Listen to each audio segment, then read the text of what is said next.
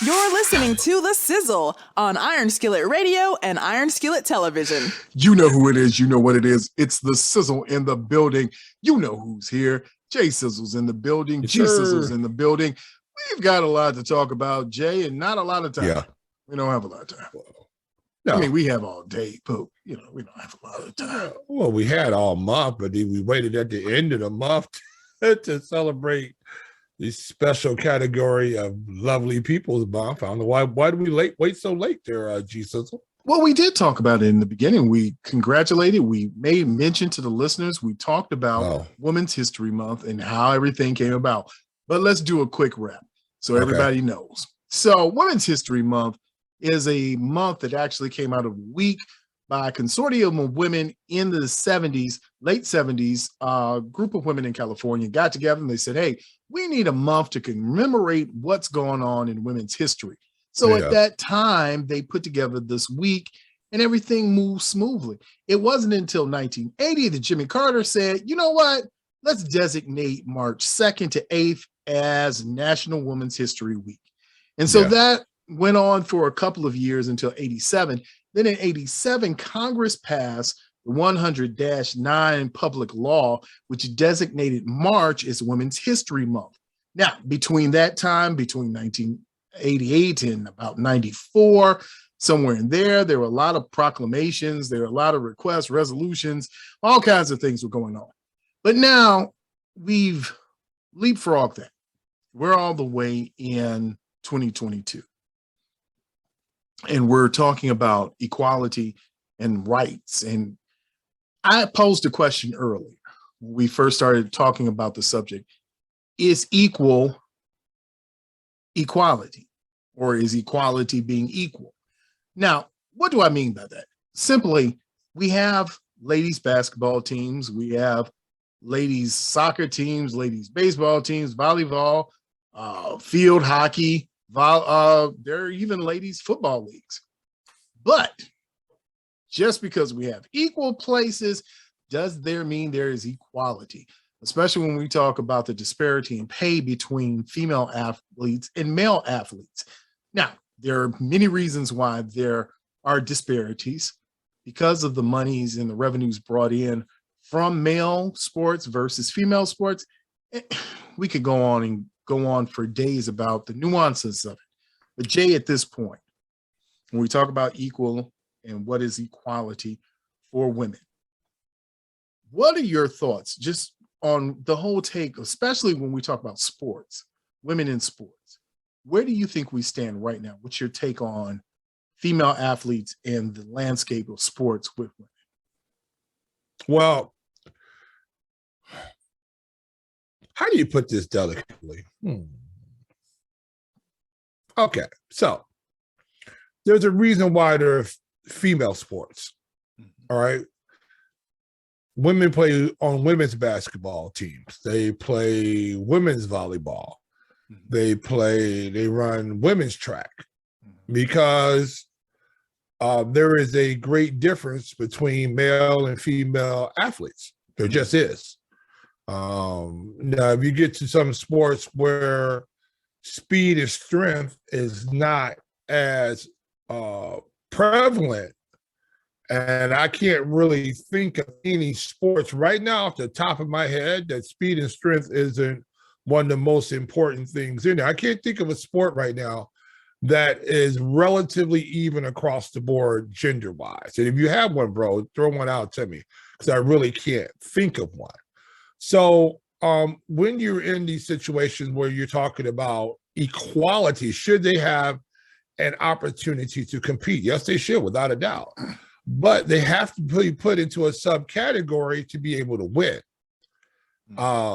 There is not a woman basketball player alive right now that would make any NBA roster anywhere. Not one. I pick one, I don't care who you pick. You can go through history.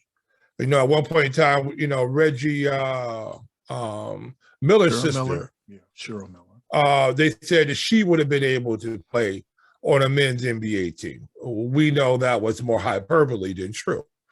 The issue is that there is a distinct difference between the genders. There just is.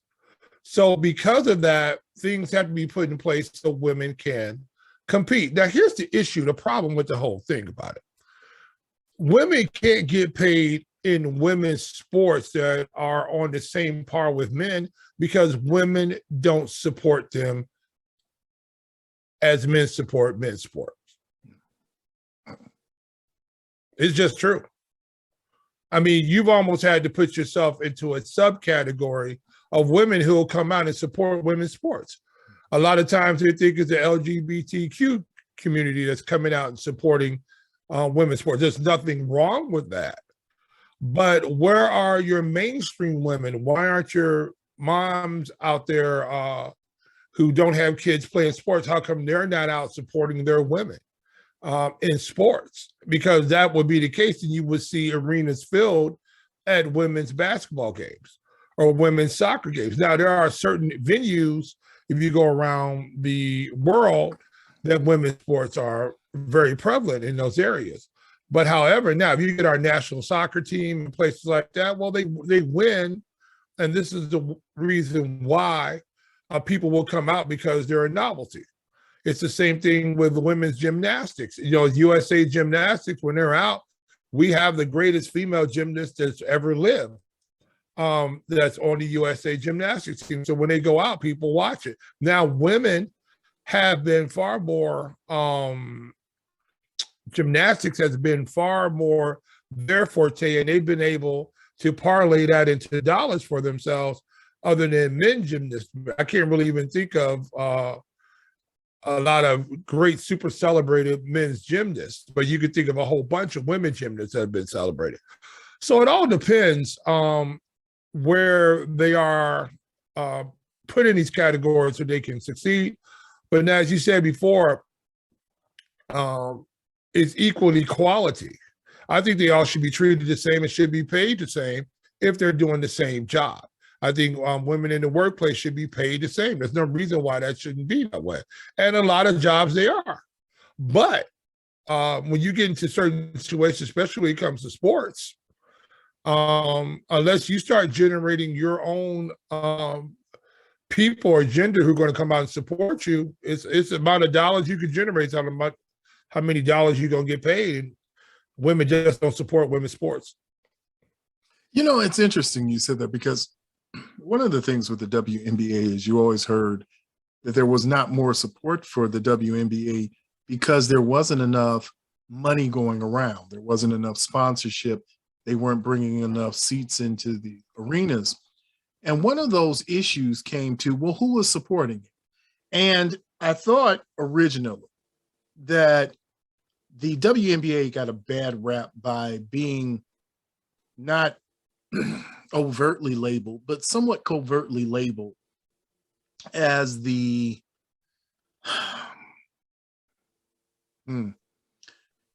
LGBT a lesbian league, basically. Yes. It was basically, if you played college basketball as a woman, a lot of people thought that you were a lesbian.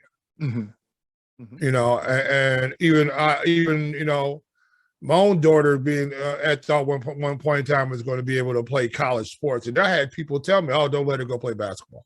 Mm-hmm. You know, have her go row or do something like that or whatever. Don't have her go play basketball because, you know, people were saying, well, it was a lesbian dominated sport. Now, if you're a lesbian, doesn't matter to me anyway. But the issue is that a lot of times people get pigeonholed and stigmatized because of this gender, the sexual inequality that we have going on out there. And women who are on these teams that have that proclivity have been way more vocal than gay men who play in male sports. You know, we've only seen a few of those guys actually come out playing football. I'm sure there's far more out there that are, but only a very few. And I can't think of one gay baseball player off the top of my head. Not openly. I haven't heard one of them. And I want to say hockey either. I can't think of one. I can't think of a hockey player that's come out. No. But we do know in hockey it has been an issue. Oh yeah, well, Blackhawks. the Blackhawks, they were covering up, members of the coaching staff out here coercing the young guys when they came in. I still don't understand why they didn't knock these guys on their butt. But and they were covering up. We saw it in Penn State. Yes. They were covering it up over there. Joe Pa was covering it up, which never should happen. So you see, because it's such a stigma for men in these male-dominated sports, that they will not come out as gay, nor will we're still living in the 1950s when it comes to that in male sports. But women's sports are far more progressive in there, because you see a lot of times they're being celebrated by the LGBTQ community. I don't know as a whole, because I'm not really, I'd be generalizing them, but you do often see that, hey, come on out, and they're out there in the arenas and everything else like that. So I know there was just one of those situations, even where when you had young girls who would go, that some who were straight young ladies who would say, I don't feel comfortable at these events because of the atmosphere. But that wasn't the total atmosphere, but it became the narrative. It became the way that it was sold, marketed, it was moved. And then you got to the point now where you have young ladies who are playing high school, who are playing college ball. You've had this just out of the women's tournament alone. You've had 2 or 3 highlight reels of young ladies dunking a ball. And I don't mean just like they used to in the old days, where you just kind of tipped it in, or you did a high layup and then it was like, oh, it was a dunk. No, these chicks got up, hand on rim, stuffed it. And that's how it's moving. And therein lies the ability to make the game more exciting. That if you have women who are actually attacking the rim, you got more ladies that can dunk. The one thing about men's basketball is played above the rim. That's the difference. The women's game, I actually think the women's game is actually a better game, because they have to work a lot more offense. They can't go one-on-one as much. Every once in a while, you find a women's player who's very, very gifted and can attack the basket one-on-one. But a lot of times, it's a lot of cutting, a lot of being able to shoot the 3 ball with efficiency in the women's game. And so I think it's a far more pretty game to watch. And I don't mean pretty by with the ladies, but just a more elegant way to play basketball. I think a lot of it is the way Dr. Naismith had envisioned it. The male-dominated version of the game now is far more athletic. It's athleticism over skill, I would say. I mean, you get to Stephen Curry's and people like that, but even Stephen Curry is 6'3". You know what I'm saying? And can run fast and can jump. He can't jump high as everybody, but he's still highly athletic. So, going back to your initial question, choice doesn't always make it better for you.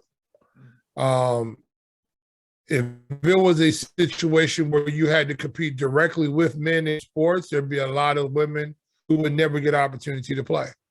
And so these women had to be formed. Now, can he get paid? But he got to generate the same dollar. I mean, you like to see the ladies get paid. I know we had the USA soccer team, but that was a big issue. They want to get paid the same amount, but they had actually generated more money. They should have got paid more. And now you have situations, you have transgender women who were formerly, and let me get this right, they say presenting themselves, I think that's the term, presenting as men before, and now they transitioned themselves into women. But they're women who have been constructed on a male platform.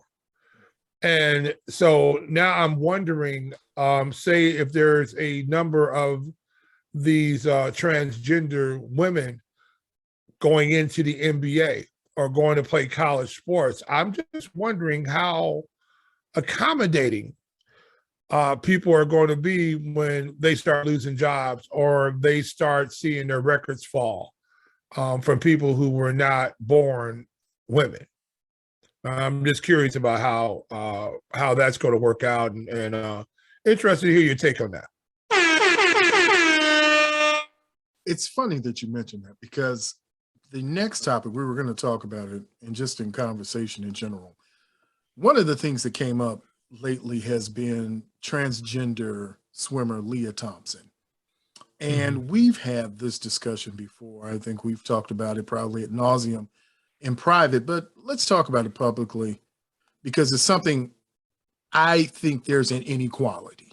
And maybe I'm wrong, and maybe the listeners will say that I'm wrong, and in the comments below, they'll tell us where their point should be. But when you have a swimmer like Leah Thompson that is born a man and has transitioned and is a transgender swimmer and now is competing in women's competition, but still biologically a man, by all shapes, form, fashion, size, is a man, I believe there's an inequality there. Now, if you want to be a transgender woman and you go and compete in male competitions as a transgender woman, I'm fine with that. I'm fine with it. I have a problem when you're telling me now that you can put my daughter in a competition physically with a man and expect for there to be some equality. We saw it in boxing. We saw it in MMA. We saw a transgender man and he fought a woman and literally beat her almost to death because of the strength, because of the speed, because of the pure girth. So that's where my question now is, Jay, is if you're talking about transgender, put them in their own right. Or as you said, put them in their own classification, because we laughed at the movie Joanna Man. It was fun and games then. It was funny. It was cute. But now it's not so much funny. Now it's becoming more, it seems like it's pushing towards a reality. Yeah, and you know, I'll probably get some heat for saying what I'm going to say, but what if you know you're superiorly stronger, bigger, and faster than someone, then what joy you get out of, and they're not competing with you at your same level, then what joy comes to that in beating them? It's just like if you're an 8th grader playing a 5th grader in basketball. You know what I'm saying? Yeah. I mean, the 5th grader can be really good, but if you're a decent 8th grade basketball player, you should be able to beat a 5th grader. Right. Why? Because you're just physically bigger and stronger. And if you're just physically bigger and stronger.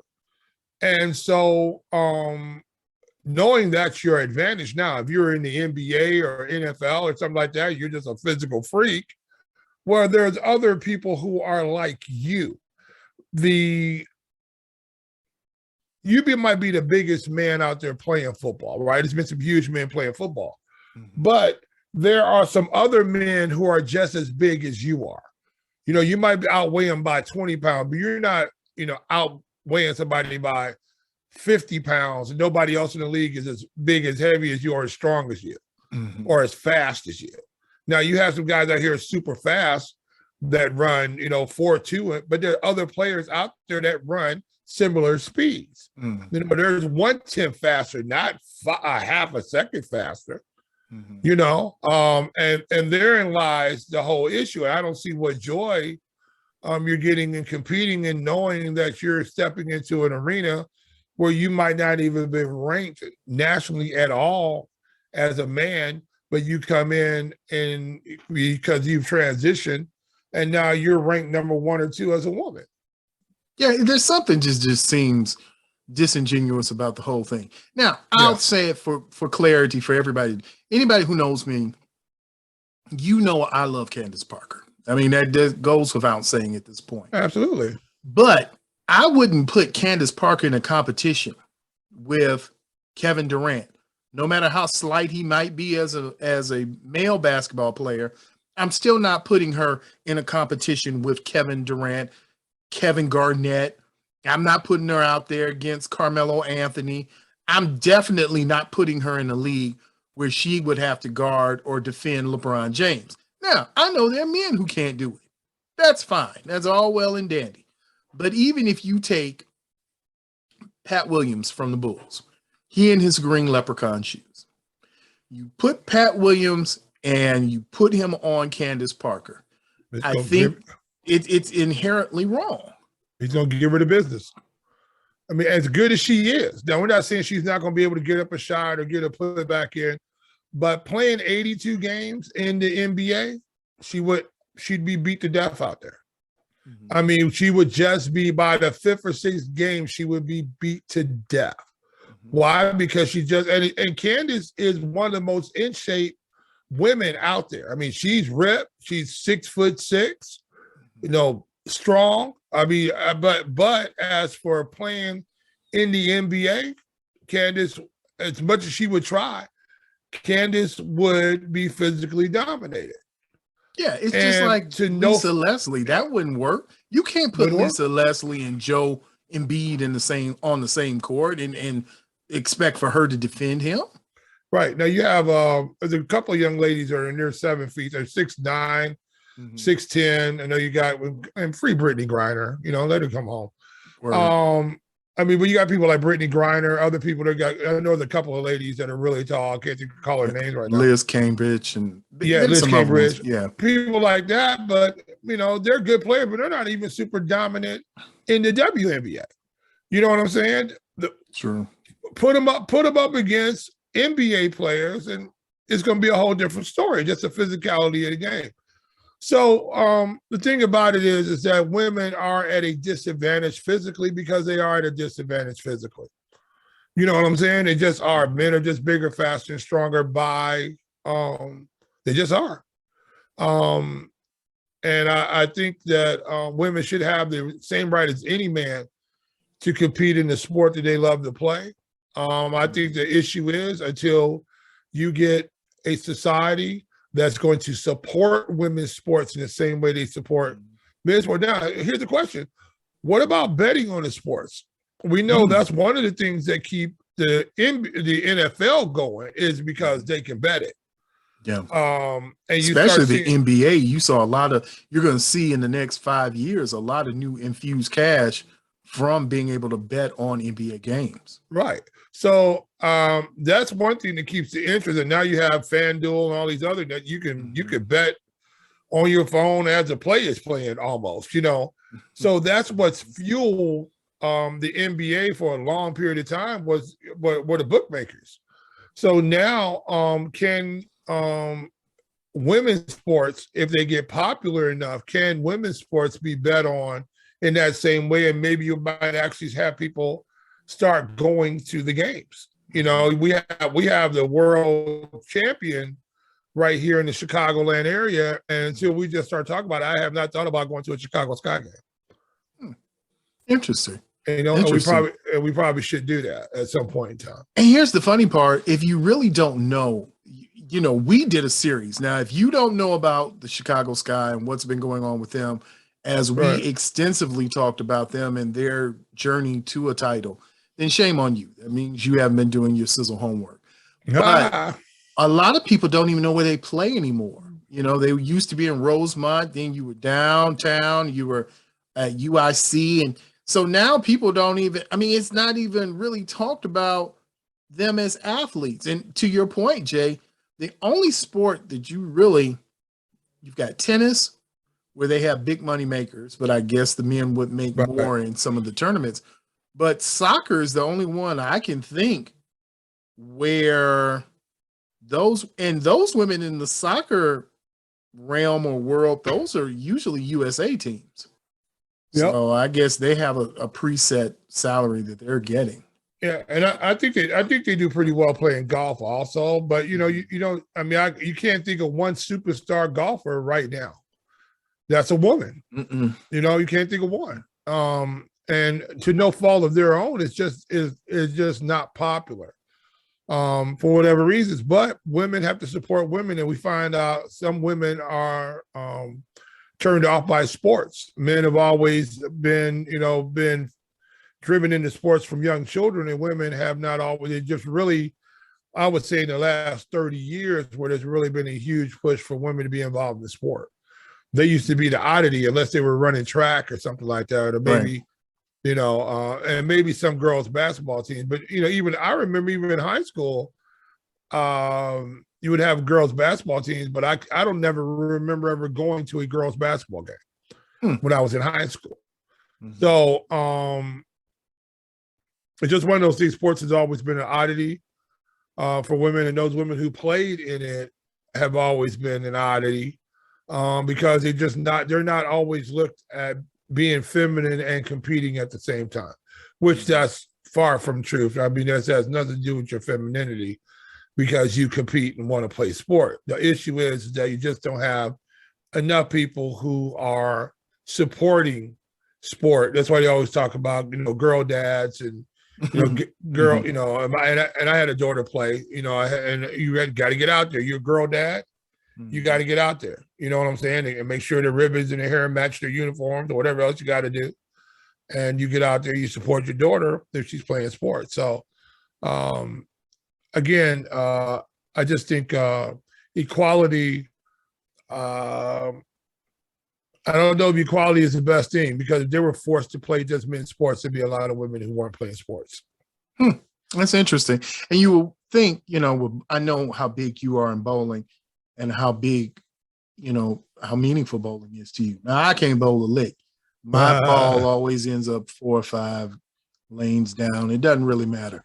But you would think that even in bowling, that would be a niche sport where you can put outfits together. You get girls, you get, your rougher chicks, and then you get your cute chicks, you get whatever chicks you want to get. They'd have little cliques and they could run the bowling circuit. And it would be a great thing that maybe you should put on ESPN 2, 3, 4, 5, whatever. I'm just trying to think of ways where we're talking about equality and equal. Here's another thing too, like bowling. You would think bowling, you're just rolling a ball down there and you should see women should be able to compete, but not necessarily. They can't generate the rev rate. A lot of times they're throwing a ball that's lighter. They might be throwing a 15-pound ball. Some even will throw a 14-pound ball down there. That makes a huge difference on impact into the pins. And so you see every once in a while, see a mixed thing on sports. They'll have the women go out there and compete, but a lot of times they don't fare as well because they don't have the power that men have, and they have great skill. They just don't have the rev rate. So, golf is the same thing. Women would be able to compete in golf, but they don't have the long lever that they need. Men are 2, 3, 4, 5 inches taller than them, and that just gives them a longer lever, and they're able to outdistance them by 25 or 30 or 40 yards. And if you're talking about a par 4 or something like that, a lot of men can reach a 400 par 4 easily in 2. Where the great golfers, but a lot of women cannot. It's just 450 yard par 4 or something like that. Men can get there. So it's just a mere fact that guys can, and other things like shooting. You would think that shouldn't be. Now I don't know in the shooting world how many women are on top, are the best shots in the world. Being women, there's a lot of great women pistol shooters out there, but I haven't heard of one that's dominant on that. They're best pistol shooter in the world. Because I think a lot of that is just because you just don't have enough women out there going to shoot pistols. And so it's not the thing that they do. So I think the stigma on women's sports by other women has really hurt girl sporting. I really believe in women's sports. I think a lot of times it's just not looked at by a majority of women as being feminine. Bro. That's crazy. That's so love, bro. It is crazy. It's crazy to think that we're in this zone. But I think when we have more shows like this and we talk about it and we have incidents, as we've seen over the past week, a few days, we've had people who stood up for women's rights and their sensibilities, not only their sensibilities, but protecting them by making sure that you respect them. I think the landscape is changing, maybe not changing fast enough, but I think it's changing. So I don't know, Jay. We've done our part here at the Sizzle. We want to commend those women for Women's History Month as we move forward. We're getting ready to wind down with the NCAA tournament. And yeah, Jay. One quick point. And I know we got some women. Why'd y'all say what you said and this, that, and other? And I just want to ask you this one question. Who's in the women's Final Four? Who's in their Elite Eight? Name them. Well, I know one team I'm gonna name. And man, shout out to Don Staley, man. Just keep doing your thing in Carolina. UConn, keep doing your thing. Gino Ariema just back-ended again. Absolutely. Love the way, bruh. If you have not watched the ladies tournament, shame on you. Shame on your friends. Shame on the people that you know that swear they like basketball. If you want to see good basketball, the NCAA men's and women's tournament this year is all chalk. It's all the best of the best. So you're getting the best on both sides. So if you haven't seen it, again, shame on you. And you should be flogged greatly by a group of midget frogs. Yes, you should be flogged by a frog. That's our final take. That's it. Did you know that you can? Wow. Why you cut that woman off like that? Oh, you want me to let her know some things? Okay, hold on. Did you know that you can listen to Iron Skillet Radio on Spotify, Apple Podcasts, Google Podcasts, and Anchor? It's easy. Look for Iron Skillet Sports or #skillet_sports for our latest episodes. We are Iron Skillet Sports. And we will see you, our friends, on the other side.